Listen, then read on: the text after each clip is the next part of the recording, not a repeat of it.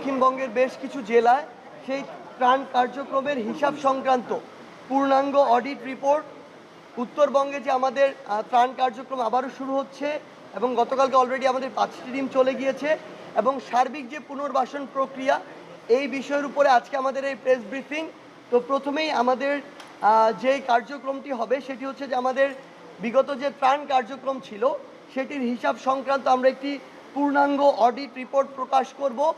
আমরা সবসময় চেয়েছি যে স্বচ্ছতা এবং জবাবদিহিতার ভিত্তিতে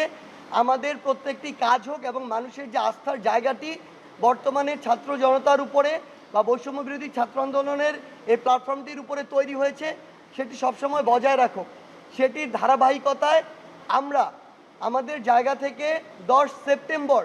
বাংলাদেশের অন্যতম সেরা একটি অডিট ফার্ম তাদের সাথে আমরা যোগাযোগ করি এবং 10 সেপ্টেম্বর থেকে আজকে পূর্ণাঙ্গভাবে তারা তাদের জায়গা থেকে প্রত্যেকটি ক্ষেত্রে তারা বলবেন পুঙ্খানুপুঙ্খভাবে এই অডিটটি করে আজকে এটি সম্পন্ন করেছেন। প্রায় 20 দিনের মতো এখানে সময় লেগেছে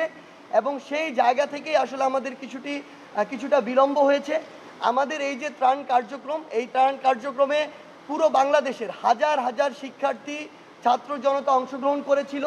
এবং আমাদের অন্যতম সমন্বয়ক আবু বাকের মজুমদার, এখানে আমাদের লুৎফর রয়েছে এবং আমাদের আরও বেশ কিছু সমন্বয়ক ছিল যারা এই বিষয়টি সমন্বয় করেছে, কাদের ছিল,